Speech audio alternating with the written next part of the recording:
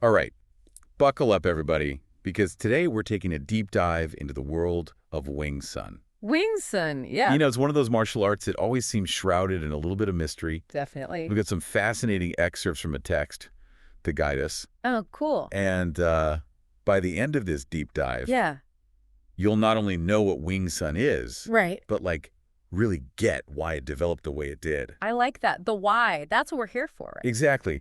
You can watch a million Wing Tsun demos, but understanding its roots, that's where it gets really interesting. Totally agree. It's like you see those incredibly fast movements, those chain punches, Yeah, but knowing where they come from historically, that adds a whole other dimension. for sure. So our text takes us straight to southern China, around the 1700s.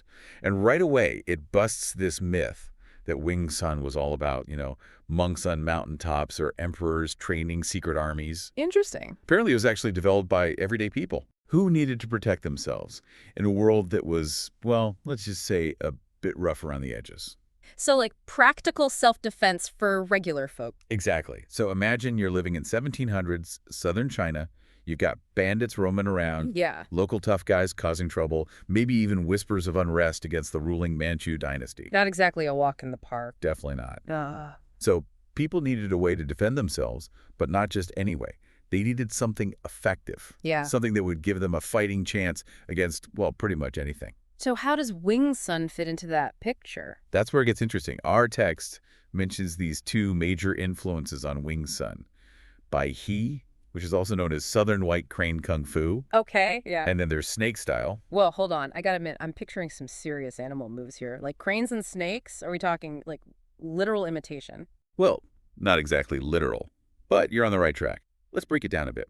So Bai He, the White Crane Style, think of it as emphasizing upright posture, powerful kicks, and techniques that, yeah, kind of echo the movements of a crane. Okay, I can see that. Like, graceful but strong. Precisely. And then you've got Snake Style, which, as you might imagine, focuses on more fluid, Okay. agile movements Hmm. and strikes that target really specific, vulnerable points. Like pressure points and stuff. Exactly. So Wing Tsun takes inspiration from these established styles, Right. but our text is clear. It wasn't just about copying them. So what was it doing differently? It was adapting them, refining them to fit the specific needs and challenges of the time. Makes sense. Like, why reinvent the wheel if you can just, I don't know, modify it to make it better, right? Precisely. It's all about evolution, taking what works and making it even better. Mhm. Let's say you've got this wide circular block from White Crane Style, but in a close quarters fight, that might not be the most efficient move. Yeah, you'd be swinging your arms around and maybe hitting nothing. Exactly. So Wing Tsun might adapt that into a more direct linear block. More compact, straight to the point. Exactly. It's all about doing more with less, which makes perfect sense in the environment they were facing. That makes so much sense. I mean, if your life's on the line, you don't have time for fancy flourishes. Right. So the historical context really helps us appreciate why Wing Tsun developed the way it did. It's like suddenly all those moves have this deeper meaning. Totally.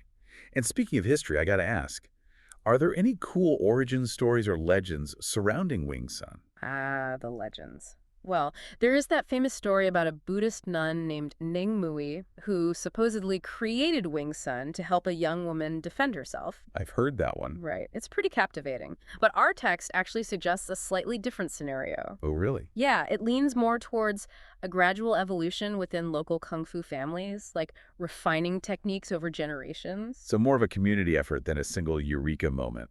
Exactly. It's fascinating to think about those families, passing down knowledge and skills, constantly adapting and improving. It paints a different picture, but still super cool. Right. It's like the legend is great, but the reality is just as compelling. Absolutely. So while the exact origins might be a bit hazy, one thing is crystal clear. What's that? Wing Tsun was built for real life, no holds barred self-defense. It was the real deal, not just for show. Exactly. And speaking of the real deal, what were some of those harsh realities that really shaped Wing Tsun's techniques? I mean, we're talking about a time and place where things were pretty intense. Yeah, no fancy gloves or padded mats back then. We're talking weapons, multiple attackers, brutal encounters. Yikes. Yeah, Wing Chun had to be effective immediately. There was no room for hesitation or second chances. So it focused on techniques like simultaneous attack and defense, where you're blocking and striking at the same time. Wow, multitasking at its finest. Right. And then there's the center line theory, which is all about protecting your core and controlling your opponent's center line. So you're not just throwing random punches, you're strategically controlling the fight. Man, those Wing Chun masters really knew their stuff. Yeah, they did. And you know what's amazing? Yeah. Even though Wing Chun evolved centuries ago, those core principles are still incredibly relevant for self-defense today. Yeah, you're right. It's not just about history. It's about timeless concepts. Totally. That emphasis on efficiency, directness, and adapting to your opponent, those are principles that never go out of style. So we've uncovered Wing Chun's roots in necessity, its clever adaptation of older kung fu styles, and its laser focus on practical, efficient techniques. It's a system that was forged in the fire, wouldn't you say? For sure. And it leaves us with a question to ponder. How does knowing all of this historical context, change our appreciation for what Wing Chun is today? That's a great point. So we've peeled back the layers and gained a whole new level of respect for those lightning-fast moves and that incredible philosophy. Right. It's not just a martial art. It's a living legacy. Absolutely. And hey, if this deep dive sparked your curiosity, maybe it's time to explore other martial arts that were born out of similar circumstances. Or perhaps delve deeper into the roots of Wing Chun itself, Southern white crane and snake style. Who knows what you'll uncover? The journey never ends. That's the beauty of it. Always more to learn. Thanks for joining us on this deep dive, everyone. Until next time, keep exploring. Yeah. Bye.